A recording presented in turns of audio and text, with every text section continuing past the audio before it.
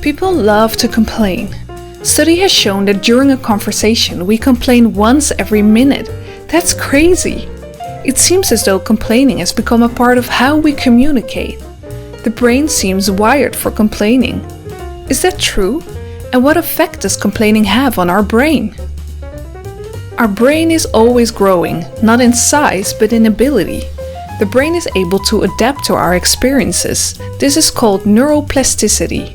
An extreme example of this is a Frenchman who lived his life with less than 50% of his brain without experiencing any major limitations. But neuroplasticity already takes place during everyday life, when we're learning a new language, a new sport, and even when we go wine tasting.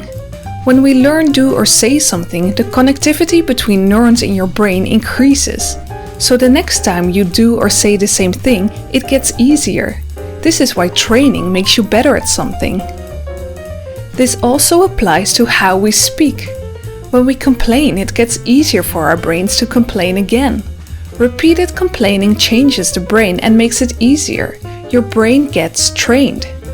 After a while, it becomes a habit and complaining may even become your default behavior. Humans are a social bunch. We love to imitate the behavior of people around us. Because of mirror neurons in the brain, we are even pretty good at imitating. Do you ever feel like smiling when you see someone else smiling? That's because of these mirror neurons. We also, however, imitate negative behaviors. When someone around you is constantly complaining, you're more likely to complain yourself. Behavior really is contagious.